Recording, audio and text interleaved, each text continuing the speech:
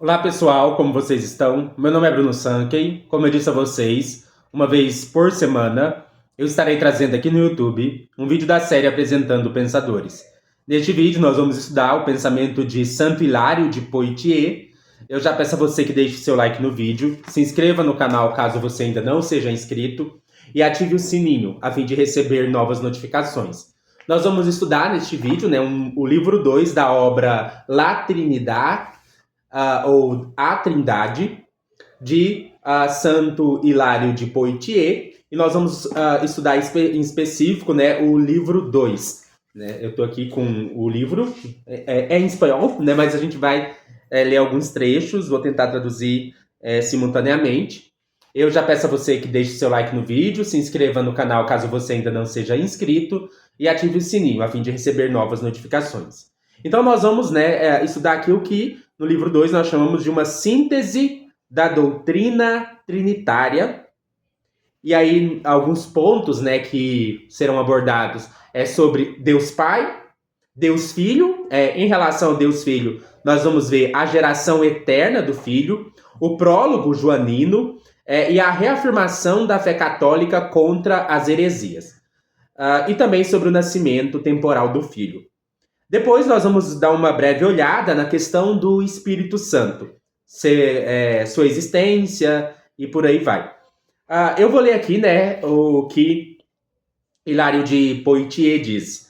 Será suficiente para os crentes na palavra de Deus, que foi transmitida a nós pelo testemunho do evangelista com toda a força de sua verdade, quando o Senhor disse: Ide por todo o mundo, batizando-os em nome do Pai, e do Filho, e do Espírito Santo.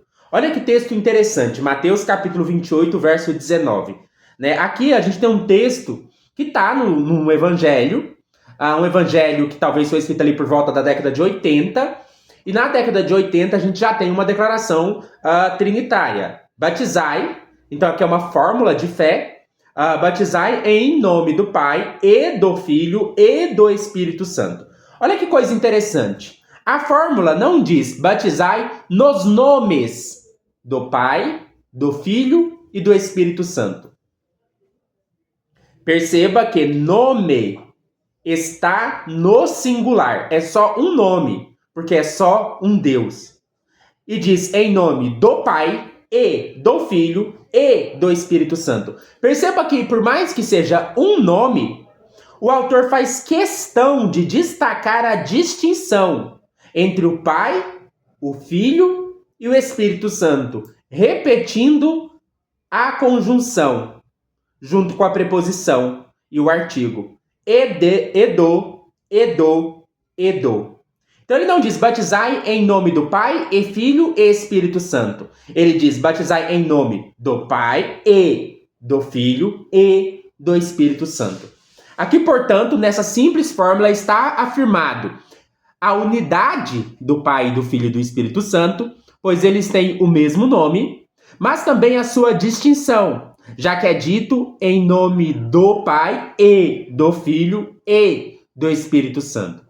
Aqui se refuta, portanto, tanto uma ideia de que Pai, Filho e Espírito Santo não sejam o mesmo Deus, quanto a ideia de que eles não são realmente distintos.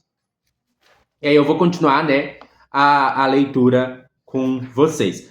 E aí o autor, né, ainda continuando discutindo a questão da síntese da doutrina da Trindade, ele vai dizer que o autor, né, confessa que há um só autor de todas as coisas. Percebe, né, que na fórmula batizar em nome do Pai, do Filho e do Espírito Santo está nome no singular. De modo que nós temos a noção de que há um só. E essa questão do um só é reafirmada em outras passagens bíblicas.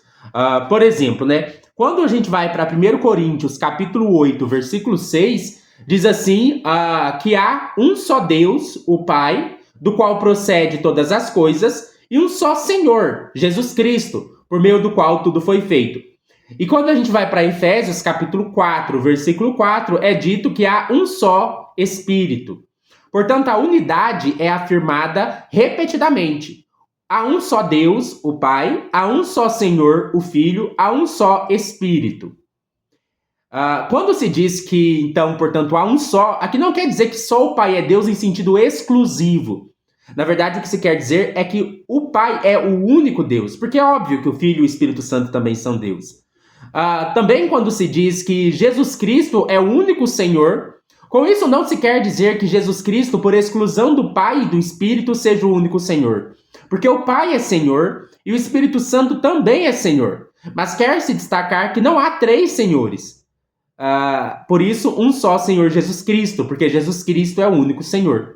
Da mesma forma, quando se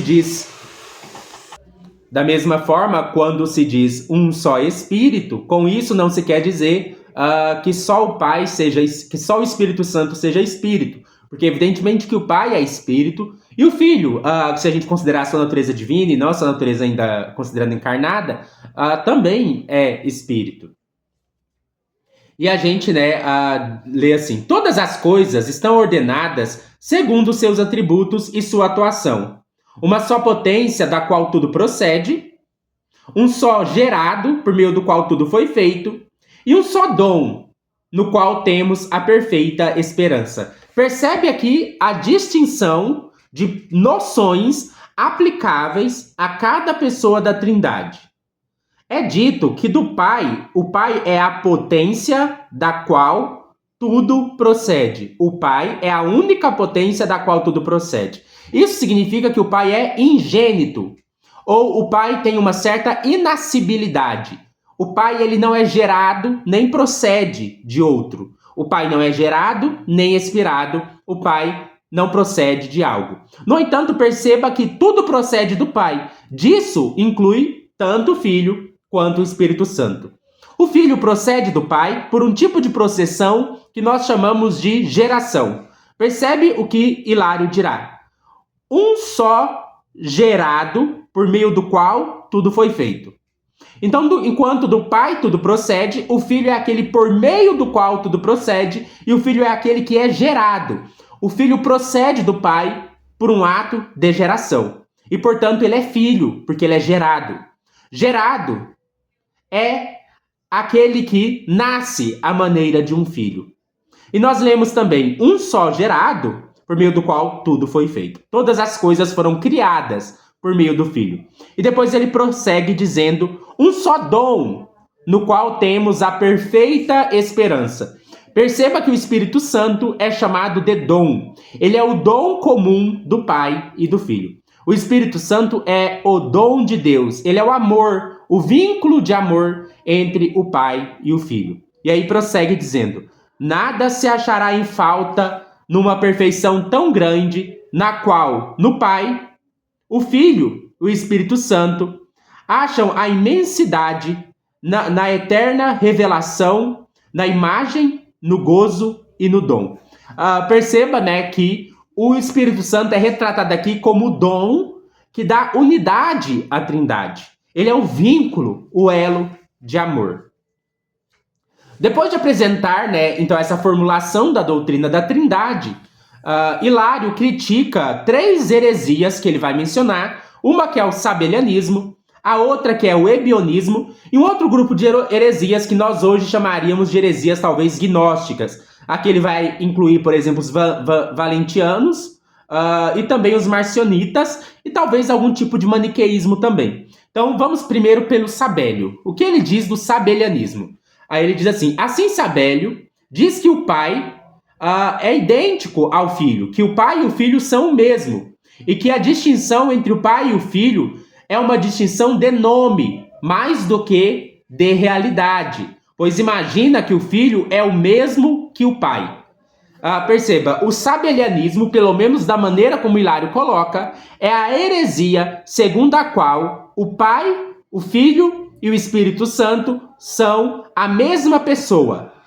O sabelianismo é a heresia segundo a qual a distinção entre o Pai e o Filho e o Espírito Santo não é uma distinção real.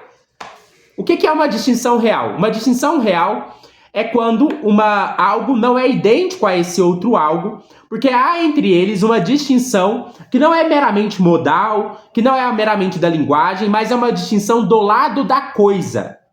É uma distinção entre duas hipóstases. O pai e o filho, eles são realmente pessoas distintas. Eles não são a mesma pessoa. O pai e o filho não são a mesma pessoa, portanto, eles são realmente distintos. Eles não são meramente modalmente distintos, eles não são meramente virtualmente distintos, eles não são linguisticamente distintos, eles são realmente distintos. Aqueles que negam a distinção real entre o Pai, o Filho e o Espírito Santo são chamados sabelianos. Uma outra posição vem do Ebion, ou ebionismo, que atribui exclusivamente a Maria a origem do Filho de Deus e não faz proceder o homem de Deus senão Deus do homem. Não faz proceder o homem de Deus, mas Deus do homem. Como se Jesus Cristo tivesse passado a existir só a partir da geração no ventre de Maria. E ele se tornou Deus depois de ser homem. Na verdade, para a doutrina ortodoxa, Jesus Cristo, antes de se tornar a pessoa encarnada do Cristo, ele é o Logos eterno, o Filho eterno de Deus. Alguma heresia muito próxima que a gente tem hoje do ebionismo é a heresia do encarnacionismo. Tem algumas pessoas que acreditam que Jesus Cristo só foi gerado como filho quando ele se encarnou no ventre de Maria. Essa é uma doutrina equivocada do ponto de vista ortodoxo. Jesus Cristo sempre foi o Filho eterno gerado de Deus. Jesus Cristo não foi gerado a partir do momento em que ele foi concebido no ventre de Maria. Jesus Cristo foi gerado por Deus Pai nos braços da eternidade. Por isso, essa ideia de que o Filho foi gerado no ventre de Maria, que foi esse o momento inicial da geração do Filho, é equivocada. O terceiro grupo de heresias é o que nós hoje chamaríamos de tendências gnósticas, mas aqui ele vai chamar de valentianos, marcionitas, maniqueístas, que negavam a encarnação do Filho, que não viam no Filho uma perfeita natureza divina e que enxergavam talvez o Filho como Deus no sentido de ser um éon, como se fosse um aspecto da divindade e não consubstancial em plenitude de divindade com o Pai e o Espírito Santo.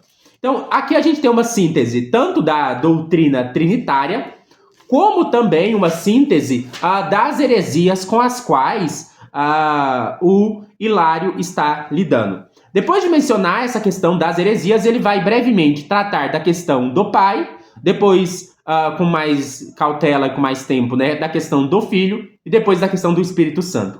Vamos ver a questão do Pai brevemente. Ele diz assim, aqui no livro 2, no ponto número 6.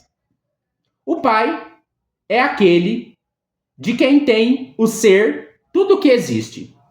Ele é em Cristo e por meio de Cristo a origem de tudo. Então o Pai é a origem de todas as coisas. E por isso ele é também chamado Pai, porque ele é o princípio de tudo. Inclusive ele é o princípio do Filho, só que em sentido distinto, o Pai ele é o princípio do Filho no sentido de que ele gera o Filho. O Pai é o princípio de todas as coisas no sentido de que ele cria todas as coisas por meio do Filho. Então ele é o princípio da divindade, ele é o princípio da geração do Filho, ele é o princípio da procedência do Espírito Santo, no sentido de uma procedência eterna. No entanto, ele também é o princípio ou origem de todas as coisas criadas, porque em Cristo e por meio de Cristo ele cria todas as coisas. Deus Pai só cria o mundo através de Cristo. Por isso, aqui também a gente lê que ele é Deus invisível, inefável, infinito. E que ele é chamado de Pai justamente porque ele é a origem de todas as coisas. Também é dito que toda linguagem é insuficiente para expressar as propriedades de Deus o Pai. Por isso que nós temos que pensá-lo como invisível, ou seja, por negação, aquilo que não é visível, incompreensível, ou seja, aquilo que não pode ser compreendido, e eterno, aquilo que não está sujeito ao tempo. Perceba que todas as afirmações de propriedades a respeito de Deus o Pai são feitas por negação de coisas que a gente conhece, de modo que a nossa linguagem tem sua insuficiência. Nós sabemos que ele é o que não é visível, o que não é compreensível e aquilo que não é temporal. Depois de tratar da questão do Pai, Hilário dedica um pouco mais de espaço para tratar da questão do Filho. Então eu vou ler alguns trechos para não alongar muito. Ele diz assim: o filho procede daquele pai que tem o ser. Ele é unigênito, que procede daquele que não é gerado. Descende do pai, vivente do vivente. Como pai, ele tem a vida em si mesmo.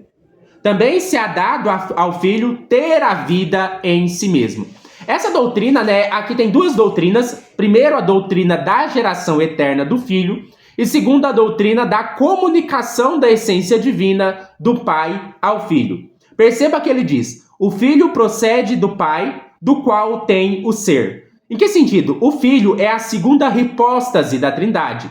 Ele é gerado pelo pai como um segundo modo de subsistência da pessoa divina. Não confunda segundo modo no sentido modalista. Eu quero dizer, por segundo modo, um segundo modo de subsistência real, distinto do primeiro modo, que é o pai. São duas hipóstases realmente distintas.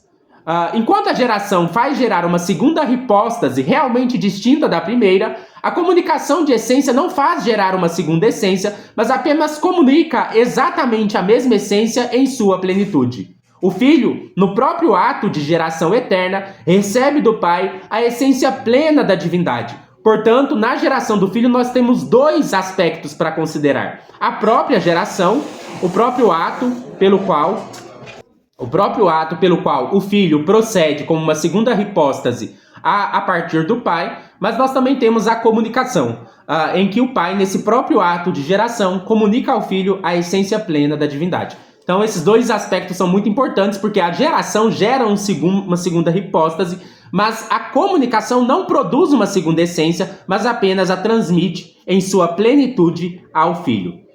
Ele também prossegue dizendo o seguinte: perceba que na comunicação não há divisão nem separação, porque cada um está no outro, e no filho habita a plenitude da divindade.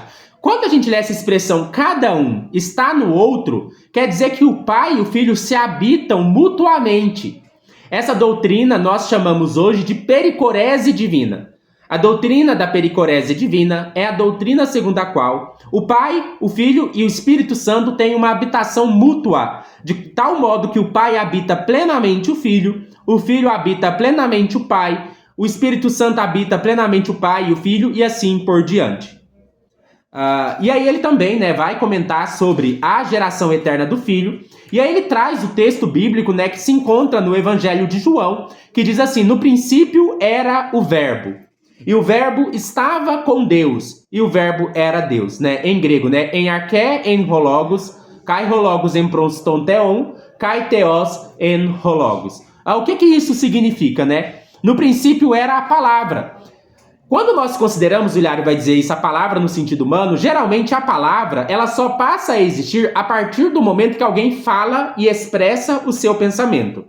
Antes, por exemplo, de eu falar, vamos pensar numa palavra aleatória, tipo cachorro. Antes de eu falar cachorro, cachorro era só um pensamento na minha cabeça. A palavra cachorro passou a existir a partir do momento que eu disse a palavra cachorro. Isso seria a palavra no sentido de um som ou de uma voz. E aí o Hilário comenta o seguinte: tu dirás, a palavra é o som da voz, a denominação dos objetos e a expressão dos pensamentos.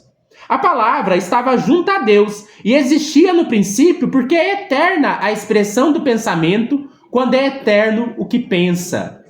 Olha o seguinte, em Deus, a palavra não é igual à nossa. Deus não tem boca. Deus não emite sons. Na verdade, a palavra de Deus é o seu próprio pensamento. É por isso que no grego, a palavra grega para verbo é logos. Logos tem mais a ver com pensamento do que com o sonido. É mais o pensamento do que o sonido. E o pensamento de Deus é coeterno com Deus. Então a palavra de Deus, o verbo, é eterno com Deus. Não é como a nossa palavra, que é um som que ganha existência a partir do momento em que é pronunciada. Deus não precisa pronunciar nada porque ele não tem boca. Deus apenas pensa eternamente o seu verbo consigo mesmo. Por isso o verbo é coeterno com Deus. Ele estava no princípio com Deus. No princípio era o verbo e o verbo estava com Deus e mais. O verbo era Deus. Quando nós lemos o verbo era Deus, Hilário diz o seguinte: nada há, portanto, de um som de voz, nem de expressão de um pensamento. Esta palavra é uma realidade, não um som, mas uma substância, não uma simples expressão, mas é Deus, Deus de verdade. Então, quando nós vemos que o verbo, não devemos pensar no sentido do som, não devemos pensar naquele sentido que o Saussure fala, né, de um significante, de uma imagem acústica. O verbo não é uma imagem acústica. O verbo é o pensamento eterno de Deus. Ele estava no princípio com Deus e todas as coisas foram feitas por meio dele. Se todas as coisas foram feitas por meio dele, logo ele não é criado. Já que disso não se há nenhuma exceção. Todas as coisas foram criadas por meio do verbo. É interessante também, né, que ele cita o resto do versículo como assim como há sido feito a vida né? Aqui tem um texto que antes do Concílio de Nicéia, o texto de João 1, do verso 1 ao 3, é um pouco diferente, dependendo do manuscrito se é mais antigo ou não. João 1, verso 3, nos manuscritos mais tardios, traz como ele era a vida. Mas os manuscritos mais recentes trazem nele estava a vida e a vida foi feita por ele. E essa expressão, a vida foi feita por ele, é a expressão que às vezes a gente vai ter uma dificuldade, né, de saber. Porque olha a tradução que ele cita aqui, pelo menos a tradução que eu estou usando, né? O que havia sido feito nele é vida. Então perceba que o Hilário ele cita a versão mais antiga do manuscrito. O que faz a gente pensar que, na verdade, o texto original de João capítulo 1, verso 3 trazia não ele era a vida, mas sim que o que foi feito nele é a vida. Por que o que foi feito nele é a vida? Porque ele é a própria vida da qual procede todos os viventes. Cristo é a vida da qual procede todos os viventes. Isso lembra muito Michel Henry, por exemplo, né? Que fala que Cristo é a vida e da qual participam todos os viventes. Então, é assim que ele vai falar do Filho. E por fim, do Espírito Santo, é bem breve sobre o Espírito Santo. Ele nos faz lembrar que o Espírito Santo é o dom de Deus, o vínculo de amor da Trindade. Não devemos esquecer do Espírito Santo, ele inclusive vai criticar aqueles que ignoravam o Espírito Santo. Lembrando, né, que só foi a partir do quarto século que a teologia cristã foi dar mais atenção ao Espírito Santo. E nós já vemos aqui no Hilário essa importância de a gente não esquecer do Espírito Santo, porque o Espírito Santo também é Deus, o Espírito Santo compartilha da plenitude da divindade. Espero que vocês tenham gostado deste vídeo, né? Tenham aprendido um pouco mais sobre a doutrina da Trindade a partir de Santo Hilário de Poitiers. Peço a você que deixe seu like no vídeo, se inscreva no canal caso você ainda não seja inscrito. Ative o sininho a fim de receber novas notificações. Compartilhe o vídeo com quem possa se interessar. E na descrição do vídeo você encontra a minha chave Pix, caso você deseje fazer uma doação de qualquer valor em agradecimento por este vídeo. Considere tornar-se membro também a fim de acompanhar vídeos exclusivos.